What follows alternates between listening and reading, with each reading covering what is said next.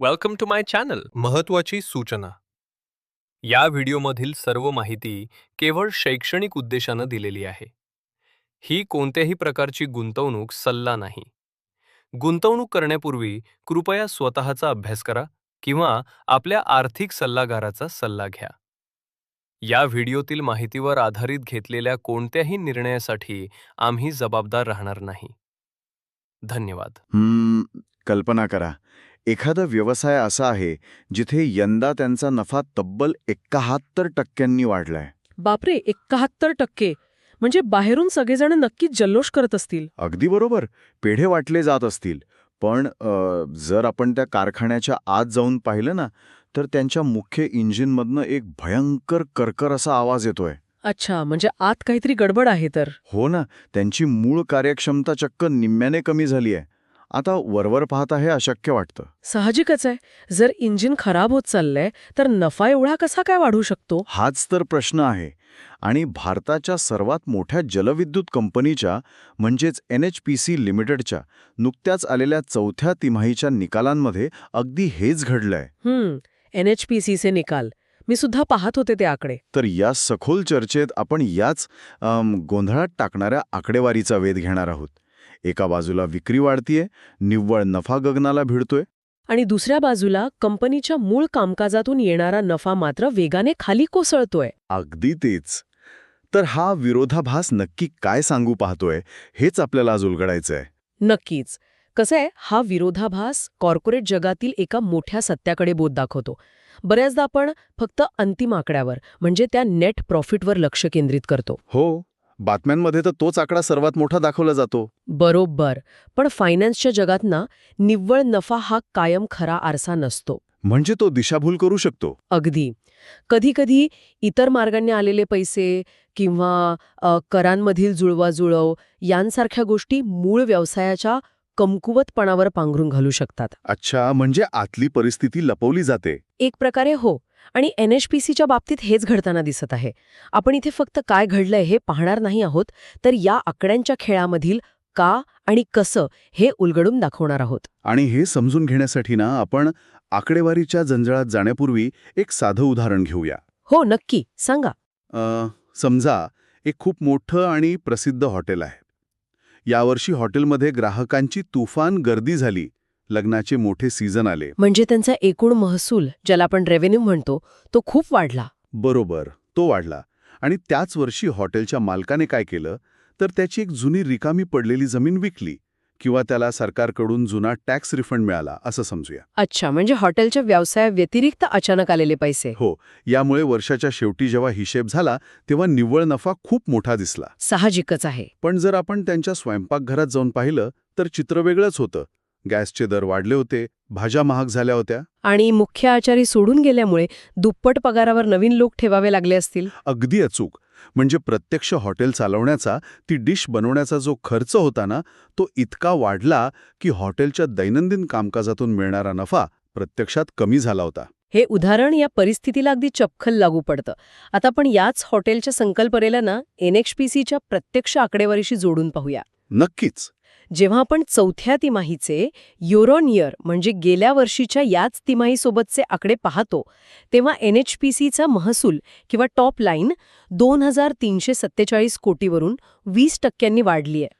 म्हणजे ती 2,816 कोटींवर पोचलीय. हो, याचा अर्थ हॉटेलमध्ये ग्राहक वाढले आहेत, म्हणजेच कंपनीने जास्त वीज विकली आहे किंवा विजेला चांगला दर मिळालाय. इथपर्यंत सगळं छान वाटतं. हो ना. आणि निव्वळ नफा किंवा बॉटम लाईन तर 920 कोटींवरून थेट 1,549 कोटींवर गेलीय. बापरे, ही तर तब्बल 71% प्रचंड मोठी वाढ आहे. अगदी. यामुळेच प्रति शेअर कमाई म्हणजे EPS सुद्धा ₹85 वरून ₹41 वर गेला आहे. पण खरी गोर इथेच आहे. हे सगळे आकडे ऐकून कुणालाही वाटेल की कंपनी एकदम सुसाट धावतीये. बरोबर. पण जेव्हा आपण त्यांच्या एबिटाकडे पाहतो तेव्हा मात्र धक्का बसतो. आता जे लोक आर्थिक विश्लेषणात नवीन आहेत, त्यांच्यासाठी तुम्ही एबिटा थोडक्यात सांगाल का? नक्कीच. सोप्या भाषेत सांगायचं तर एबिटा म्हणजे व्याज, कर आणि घसारा वजा करण्यापूर्वीचा नफा. म्हणजे हा कंपनीच्या निव्वळ दैनंदिन कामकाजातून आलेला नफा असतो. म्हणजे मगाशी तुम्ही म्हणालात तसा हा त्या स्वयंपाकघरातील खरा हिशेब आहे. अगदी तेच. आणि हा एबिटा गेल्या वर्षी याच तिमाहीत 1,205 कोटी होता. तो आता चक्क 47% कोसळून फक्त 637 कोटीवर आलाय. 47% घसरण ही खूप मोठी आहे. माझा प्रश्न असा आहे की जर महसूल 20% वाढलाय तर मग कामकाजातील नफा चक्क निम्म्याने कसा काय गायब होऊ शकतो? बघा, यामागे कामकाजाच्या पातळीवरील खर्चाचं गणित समजून घेणं आवश्यक आहे. जलविद्युत निर्मितीमध्ये वीज तयार करण्यासाठी लागणारे जे इंधन आहे म्हणजे पाणी, ते तर मोफत असतं. बरोबर. त्यामुळे तिथे इंधनाचा खर्च नसतो. पण धरणे आणि वीज निर्मिती केंद्रे चालवण्यासाठीचा फिक्स्ड कॉस्ट म्हणजे स्थिर खर्च खूप मोठा असतो. अच्छा, म्हणजे मेंटेनन्स वगैरे. हो, जुन्या यंत्रणांची देखभाल करणे, धरणातील गाळ काढणे, कर्मचाऱ्यांचे वाढते पगार आणि प्रशासकीय खर्च हे सर्व सातत्याने वाढत असतात. म्हणजे महसूल वाढला तरी खर्च त्याहून वेगाने वाढतोय. अगदी. जेव्हा एबिटा एवढ्या मोठ्या प्रमाणावर खाली येतो ना, तेव्हा त्याचा सरळ अर्थ असा असतो की कंपनीला दैनंदिन स्तरावर तो महसूल मिळवण्यासाठी पूर्वीपेक्षा खूप जास्त खर्च करावा लागला आहे. अच्छा, म्हणजे हॉटेलचा गॅस आणि भाज्यांचा खर्च वाढल्यासारखं. होय. आणि तुम्ही जो 71% वाढलेला निव्वळ नफा मगाशी सांगितलात, तो याचमुळे कामकाजातून आलेला नाहीये. मग तो कुठून आला? तो अदर इन्कम म्हणजे इतर मार्गांनी आलेलं उत्पन्न असू शकतं, जसं की मागील थकबाकीची वसुली किंवा टॅक्स ॲडजस्टमेंट. अरेच्छा, हे खूपच रंजक आहे. म्हणजे अंतिम नफ्याचा आकडा मोठा असला तरी आतली कार्यक्षमता कमी झाली आहे. पण थांबा, इथे मला एका वेगळ्या बाजूकडे लक्ष वेधायचं आहे. हो, सांगा ना. आपण आत्तापर्यंत फक्त एका वर्षाच्या तुलनेबद्दल बोलत होतो. पण जेव्हा मी मागील तिमाहीचे म्हणजे क्वार्टर ऑन क्वार्टर आकडे पाहिले तेव्हा मला एक वेगळंच चित्र दिसलं. म्हणजे डिसेंबर 2025ची तिमाही आणि मार्च 2026ची तिमाही, बरोबर? हो, डिसेंबर 2025च्या तिमाहीची मार्च 2026 सोबत तुलना केली तर हीच कंपनी एक वेगळ्याच रूपात समोर येते. हा मुद्दा अत्यंत महत्त्वाचा आहे, कारण शेअर बाजार नेहमी फक्त मागच्या वर्षाचा नाही तर अगदी अलीकडच्या 3 महिन्यांचा ट्रेंडही बारकाईने पाहत असतो. बरोबर. आता बघा, डिसेंबर 2025मध्ये कंपनीची विक्री 2,221 कोटी होती. ती मार्चमध्ये 2,816 कोटींवर पोहोचली. म्हणजे एक चांगला टप्पा गाठला. हो, पण डिसेंबरमध्ये त्यांचा हाच इबिटा, ज्याच्याबद्दल आपण मगाशी काळजी व्यक्त करत होतो, तो चक्क फक्त 212 कोटी इतका खाली गेला होता. बापरे, फक्त 212 कोटी? हो ना. आणि तिथून मार्च तिमाहीत त्याने थेट 637 कोटींवर झेप घेतलीय. ही तर खूपच मोठी वाढ आहे. आणि निव्वळ नफाही बघा, डिसेंबरच्या 321 कोटींवरून थेट 1,579 कोटींवर गेला आहे. आता मला हे समजून घ्यायचंय की अवघ्या 3 महिन्यात असं काय जादूचं बोट फिरलं की 212 कोटींचा एबिटा थेट 3 पटीने वाढला. ही निव्वळ एका तिमाहीची तफावत आहे की यामागे काही हंगामी किंवा सीझनल कारणे आहेत? कसं आहे, इथे जादू वगैरे काहीच नाहीये. हे पूर्णपणे निसर्ग आणि जलविद्युत निर्मितीच्या चक्रावर अवलंबून असलेले अर्थशास्त्र आहे. म्हणजे पावसाळा आणि उन्हाळ्याचा खेळ. अगदी. हायड्रोपॉवर कंपन्यांचं उत्पन्न हे कायम सीझनल असते. भारताचा विचार केला तर डिसेंबरच्या तिमाहीत हिवाळा असतो. बरोबर, तेव्हा थंडी असते. आणि उत्तरेकडील नद्यांमध्ये आणि धरणांमध्ये पाण्याचा प्रवाह साहजिकच कमी होतो. हिमालयातील बर्फ गोठलेला असतो. अच्छा, म्हणजे धरणामध्ये पाणी कमी येतं. हो, पाण्याचा प्रवाह कमी असल्यामुळे वीज निर्मिती कमी होते. पण निर्मिती कमी झाली तरी धरणाचा आणि कंपनीचा तो मोठा फिक्स्ड कॉस्ट चालूच असतो. पगार आणि व्याज तर द्यावंच लागणार. नद्यांमधील पाणी वाढू लागते, त्यामुळे वीज निर्मिती वाढते आणि डिसेंबरच्या तुलनेत मार्चचे आकडे अचानक खूप फुगलेले आणि स्ट्रॉंग दिसू लागतात. म्हणजेच हे जे एका तिमाहीतून दुसऱ्या तिमाहीत दिसणारं कमबॅक आहे ते कंपनीच्या कोणत्या विशेष धोरणामुळे नसून ते निसर्गाच्या एका नियमित चक्राचा भाग आहे. अगदी बरोबर. पण यातून एक खूप मोठा आणि गंभीर प्रश्न समोर उभा राहतो. जर तुमची कंपनी पूर्णपणे नद्यांच्या पाण्यावर आणि पावसावर अवलंबून असेल तर हा एक प्रचंड मोठा धोका नाही का? नक्कीच आहे. म्हणजे समजा एखाद्या वर्षी एल निनोमुळे पाऊसच पडला नाही किंवा हिमालयात पावसाळा लांबला तर या सर्व आर्थिक मॉडेल्सचा पत्त्यांच्या बंगल्यासारखा कोसळून पडण्याचा धोका असतो ना. बरोबर. हाच तर हायड्रो क्षेत्राचा सर्वात मोठा कच्चा दुवा आहे. आपण ज्याला ऑपरेशनल रिस्क म्हणतो ती इथे सर्वात जास्त असते. इतर ऊर्जा क्षेत्रांपेक्षा जास्त? हो, कारण बघा, औष्णिक ऊर्जा म्हणजे थर्मल पॉवर प्रकल्पांमध्ये तुम्ही कोळसा विकत घेऊन वीज तयार करू शकता. तिथे इंधनाचा पुरवठा तुमच्या हातात असतो. हो, तिथे आपण ठरवू शकतो किती वीज बनवायची. पण जलविद्युत प्रकल्प हा पूर्णपणे निसर्गाच्या मर्जीवर चालतो. तुम्ही कितीही आधुनिक टर्बाईन लावले तरी ते फिरवण्यासाठी पाण्याचा वेग आणि दाब आवश्यक असतो. आणि जर पाणीच नसेल तर ते टर्बाईन्स फक्त शोभेच्या वस्तू बनून राहतील. अगदी तेच. जर हवामान बदलले किंवा धरण क्षेत्रात पाणीच आले नाही तर वीज निर्मिती थेट शून्यावर येऊ शकते. बापरे. आणि मगाशी म्हटल्याप्रमाणे वीज निर्मिती थांबली तरी बँकांचे व्याज, कर्मचाऱ्यांचे पगार आणि मेंटेनन्सचा खर्च थांबत नाही. अशावेळी एबिटा वेगाने मायनसमध्येही जाऊ शकतो. आणि हवामानासोबतच आणखी एक गोष्ट या क्षेत्राला नेहमी सतावत आलीये, ती म्हणजे प्रकल्पांना होणारा प्रचंड विलंब. हो, हा तर एक नेहमीचाच विषय आहे. धरणं बांधणं हे काही सोपं काम नाही. डोंगर फोडणे, बोगदे खणणे आणि विशेषतः हिमालयीन राज्यांमध्ये काम करताना अचानक येणारे भूस्खलन किंवा इतर भौगोलिक संकटे. त्यामुळेच तर 5 वर्षात पूर्ण होणारे प्रकल्प 10-10 वर्ष रखडतात. आणि मग त्याचा खर्च वाढत जातो. हो, प्रकल्पाचा विलंब हा आर्थिकदृष्ट्या सर्वात मारक ठरतो. जेव्हा एखादा प्रकल्प रखडतो ना, तेव्हा त्याचा मूळ खर्च कैक पटीने वाढतो. व्याजाचा डोंगर उभा राहतो. बरोबर. कंपनीने कर्ज घेतलेले असते, ज्यावर व्याज चालू असते, पण प्रकल्प पूर्ण न झाल्यामुळे तिथून एकही रुपयाचा महसूल येत नसतो. म्हणजे एका बाजूने नुसता पैसा बाहेर जातोय. हो, आणि याचा प्रचंड मोठा ताण कंपनीच्या ताळेबंदावर पडतो. त्यामुळे जेव्हा आपण NHPCच्या एबेटामध्ये झालेली ती 47% घसरण पाहतो, तेव्हा त्यामागे केवळ खर्च वाढणे हे एकमेव कारण नसते. अच्छा, म्हणजे जुन्या प्रकल्पांचा भारही असतो. नक्कीच. काही जुन्या किंवा रखडलेल्या प्रकल्पांचा आर्थिक भारही या नफ्याला खाली खेचत असतो. म्हणूनच व्यवस्थापनाला सातत्याने ऑपरेशनल एफिशियन्सी सुधारण्यावर काम करावं लागते. इथे मला एक गोष्ट समजून घ्यायची आहे. तुम्ही म्हणताय की व्यवस्थापनाला कार्यक्षमता सुधारावी लागते, पण ते कसं करणार? म्हणजे ते निसर्गाला तर नियंत्रित करू शकत नाहीत. पाऊस पाडणे त्यांच्या हातात नाहीये. डोंगर कोसळण्यापासून थांबवणे त्यांच्या हातात नाहीये. मग ते त्यांच्या स्तरावर खर्च कसा कमी करू शकतात? तिथेच तर तंत्रज्ञान आणि व्यवस्थापनाचे कौशल्य पणाला लागते. अच्छा, कसं काय? उदाहरणार्थ, जुन्या यंत्रणांचे मॉडर्नायझेशन करणे. जुने टर्बाईन्स जास्त पाणी वापरून कमी वीज देतात, पण नवीन तंत्रज्ञानामुळे त्याच पाण्यातून जास्त वीज निर्मिती करता येते. म्हणजे असलेल्या पाण्याचा जास्तीत जास्त चांगला वापर. म्हणजे प्रेडिक्टिव्ह मेंटेनन्स.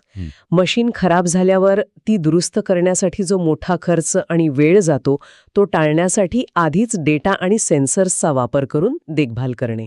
म्हणजे मशीन बंद पडण्याआधीच प्रॉब्लेम सोडवणे. हो, आणि सर्वात महत्त्वाचे म्हणजे फक्त पाण्यावर अवलंबून न राहता आपल्या उत्पन्नाचे स्रोत विस्तारणे. आणि इथूनच मला वाटतं या चर्चेचा सर्वात महत्त्वाचा आणि भविष्याकडे पाहणारा मुद्दा सुरू होतो. बरोबर. आपण आत्तापर्यंत जी आव्हाने पाहिली, हवामानावर अवलंबून राहणे, वाढता खर्च, रखडणारे प्रकल्प, या सर्वांवर मात करण्यासाठी NHPC आता फक्त जुन्या पठडीतली जलविद्युत कंपनी राहिलेली नाहीये. हो, त्यांनी आपला दृष्टिकोन बदलला आहे. त्यांच्या भविष्यातील वाटचालीकडे पाहिलं तर लक्षात येते की ते आता स्वतःला एका ग्रीन एनर्जी म्हणजे हरित ऊर्जा कंपनीमध्ये बदलण्याचा प्रयत्न करत आहेत. ही त्यांची सध्याची सर्वात मोठी रणनीती आहे. कोणताही व्यवसाय एकाच उत्पादनावर आणि तेही पूर्णपणे निसर्गावर अवलंबून असलेल्या उत्पादनावर दीर्घकाळ टिकू शकत नाही. हे तर खरंय. NHPCच्या व्यवस्थापनाला हे चांगलेच ठाऊक आहे. म्हणूनच ते आता सौर ऊर्जा आणि पवन ऊर्जा क्षेत्रांमध्ये मोठ्या प्रमाणावर उतरत आहेत. आणि सरकारचं धोरणही त्यांना फायदेशीर ठरत असेल. नक्कीच. सरकारचे सुद्धा स्वच्छ ऊर्जा आणि नेट झिरो उद्दिष्ट गाठण्यावर मोठे लक्ष आहे. 2025 आणि त्यानंतरच्या दशकात भारताला आपली नवीकरणीय ऊर्जेची क्षमता कैक पटीने वाढवायची आहे. आणि या सरकारी धोरणाचा सर्वात मोठा फायदा NHPCला मिळणार आहे. हो, कारण ते क्षेत्रातले दिग्गज आहेत. म्हणजेच या संपूर्ण चित्राचा अर्थ असा की NHPC त्यांच्याकडे असलेल्या प्रचंड मोठ्या पायाभूत सुविधांचा आणि सरकारी पाठबळाचा वापर करून एक हायब्रिड मॉडेल तयार करत आहे. हायब्रिड मॉडेल म्हणजे तुम्हाला काय म्हणायचे? म्हणजे बघा, जिथे त्यांच्याकडे धरणांची ताकद तर आहेच, पण त्याच धरणांच्या मोकळ्या जागेवर किंवा जलाशयांवर ते फ्लोटिंग सोलर पॅनल्स लावत आहेत. अच्छा, तरंगते सोलर पॅनल्स. हो, जेणेकरून पावसाळ्यात पाण्यापासून वीज मिळेल आणि उन्हाळ्यात जेव्हा पाणी कमी असेल तेव्हा कडक उन्हातून सौर ऊर्जा मिळेल. हां, खरोखरच एक प्रकारे निसर्गाच्या लहरीपणावर काढलेला अतिशय उत्तम तोडगा आहे. हो ना. आणि केवळ फ्लोटिंग सोलार नाही, तर पंप स्टोरेज नावाचे एक अत्यंत प्रगत तंत्रज्ञान आता पुढे येत आहे. पंप स्टोरेज हे कसं काम करतं? यामध्ये कसं असतं, जेव्हा विजेची मागणी कमी असते आणि वीज स्वस्त असते, तेव्हा खालच्या धरणातील पाणी पुन्हा पंपाने वरच्या धरणात ढकलले जाते. अच्छा, म्हणजे पाणी परत वर नेऊन ठेवायचं. हो, आणि जेव्हा विजेची मागणी उच्चांकावर असते, तेव्हा तेच पाणी पुन्हा सोडून वीज तयार केली जाते. म्हणजे हे धरण एका महाकाय बॅटरीसारखं काम करतं. अरे वा, हे तर खूपच भारी आहे. अशा प्रकारच्या आध्यात्मिक प्रकल्पांमध्ये NHPC आता लक्ष घालत आहे आणि सार्वजनिक क्षेत्रातील कंपनी म्हणजे PSU असल्यामुळे त्यांच्याकडे स्वस्त दरात कर्ज मिळवण्याची क्षमता असते. आणि सरकारी जमिनी किंवा परवानग्या मिळवणे त्यांच्यासाठी खाजगी कंपन्यांच्या तुलनेत थोडे सोपे असते. अगदी, ही त्यांची सर्वात मोठी अंगभूत ताकद आहे. याचाच अर्थ, जर आपण शेअर बाजाराच्या किंवा गुंतवणूकदारांच्या दृष्टिकोनातून विचार केला, तर अल्पकाळात चौथ्या तिमाहीतील निव्वळ नफ्यातील ती जी 71% मोठी झेप आहे, ती नक्कीच आकर्षक वाटू शकते. हो, त्यामुळे शेअरच्या किमतीत तात्पुरती वाढही होऊ शकते. पण जे मोठे आणि दीर्घकालीन गुंतवणूकदार आहेत, ते या वरवरच्या आकड्यांना भुलणार नाहीत. ते कधीच फक्त हेडलाईन बघून निर्णय घेत नाहीत. बरोबर. ते एबिटामधील कमकुवतपणावर बोट ठेवतील आणि जोपर्यंत कंपनी आपला दैनंदिन खर्च नियंत्रणात आणत नाही, तोपर्यंत ते नक्कीच सावधगिरी बाळगतील. म्हणूनच बघा, बाजार विश्लेषकांनी या निकालांना सरासरी ते मजबूत असे एक संमिश्र रेटिंग दिले आहे. ते केवळ एका आकड्यावर हुरळून गेलेले नाहीत. म्हणजे संमिश्र प्रतिक्रिया आहे. हो, महसूल आणि निव्वळ नफा मजबूत आहे, पण ऑपरेशनल मार्जिन कमकुवत आहे. भविष्यातील वाटचालीसाठी कंपनीला या दोन टोकांच्या गोष्टींमध्ये समतोल साधावा लागेल. त्यांचा खर्च आटोक्यात आणावा लागेल. आणि हरित ऊर्जेचे प्रकल्प वेळेत पूर्ण करावे लागतील. या सर्व सविस्तर चर्चेनंतर आपण आता एका निष्कर्षाप्रत आलो आहोत. NHPCच्या चौथ्या तिमाहीचे निकाल हे एकाच वेळी कंपनीची ताकद आणि त्यांच्या पुढील संकटे या दोन्ही गोष्टींचे दर्शन घडवतात. नक्कीच. एका बाजूला 20% वाढलेला महसूल आणि 71% उसळलेला निव्वळ नफा हे दाखवून देतो की विजेच्या मागणीत कोणतीही कमतरता नाही आणि कंपनीकडे नफा कमावण्याची मोठी क्षमता आहे. पण त्याचवेळी 47% कोसळलेला एबिटा हे एक धोक्याची घंटा आहे. अगदी बरोबर. जी सांगते की आतल्या गोटात खर्चाचे आणि कार्यक्षमतेचे आव्हान गंभीर रूप धारण करत आहे. हो, आणि याशिवाय मागील तिमाहीच्या तुलनेत झालेले दमदार पुनरागमन हे जलविद्युत क्षेत्रातील हंगामी चढउतारांचं उत्तम उदाहरण आहे. आणि यातूनच आपल्याला आर्थिक साक्षरतेचा एक मोठा धडा मिळतो ना. हो, कोणत्याही कंपनीचे निकाल वाचताना फक्त हेडलाईन्स किंवा सर्वात मोठ्या आकड्यावर कधीच विश्वास ठेवू नये. त्या आकड्याच्या पोटात शिरून पाहिलं पाहिजे. बरोबर. तो नफा व्यवसायाच्या मुख्य गाभ्यातून आला आहे की इतर कोणत्या तात्पुरत्या कारणांमुळे, हे तपासणे कधीही योग्य ठरते. आता जाता जाता या आकडेवारीच्या पलीकडे जाऊन एका वेगळ्या पण अत्यंत महत्त्वाच्या मुद्द्यावर विचार करणं गरजेचं आहे. कोणता मुद्दा? आपण हवामान बदल किंवा क्लायमेट चेंजबद्दल सतत ऐकत असतो. पूर्वी पावसाचं एक ठराविक चक्र होतं. हो, त्यामुळे धरणे भरणे आणि वीज तयार होणे याचा एक पक्का अंदाज बांधता येत असे. पण आता परिस्थिती बदलली आहे. हं, कधी एकाच दिवसात ढगफुटी होऊन धरणे ओव्हरफ्लो होतात आणि सगळे पाणी सोडून द्यावं लागतं. आणि कधी सलग 2 महिने पावसाचा थेंबही नसतो. बरोबर. अशा अत्यंत अनिश्चित हवामानाच्या काळात NHPC सारख्या पारंपरिक आणि बलाढ्य जलविद्युत दिग्गजांना एक मोठी कसरत करावी लागणार आहे. हे आव्हान सोपं नसणार आहे. केवळ नद्यांच्या पाण्यावर अवलंबून राहण्याऐवजी त्यांच्या भविष्यातील हरित ऊर्जेच्या प्रकल्पांचे, जसे की सौर किंवा पवन ऊर्जा, संतुलन त्यांना नेमके कसे साधावे लागेल, हा प्रश्न खूपच विचार करायला लावणारा आहे. हो ना. हा केवळ एका तिमाहीच्या नफ्या-तोट्याचा प्रश्न राहिलेला नाही, तर तो या कंपनीच्या दीर्घकालीन अस्तित्वाचा आणि भारताच्या ऊर्जा सुरक्षेचा प्रश्न बनला आहे. अगदी बरोबर. येणाऱ्या काळात निसर्गाचा हा लहरीपणा त्यांच्या एबिटाला कसा आकार देतो, हे पाहणं खरोखरच उत्कंठावर्धक ठरेल. ही सखोल चर्चा नक्कीच सर्वांना फायनान्शियल आकडेवारीच्या पलीकडे पाहण्याची एक नवीन दृष्टी देईल, अशी मला आशा आहे. पुन्हा भेटूया अशाच एका नव्या आणि रंजक विषयासोबत. व्हिडिओ आवडला असेल तर लाईक करा आणि अशाच युजफुल व्हिडिओसाठी चॅनलला सबस्क्राईब करायला विसरू नका.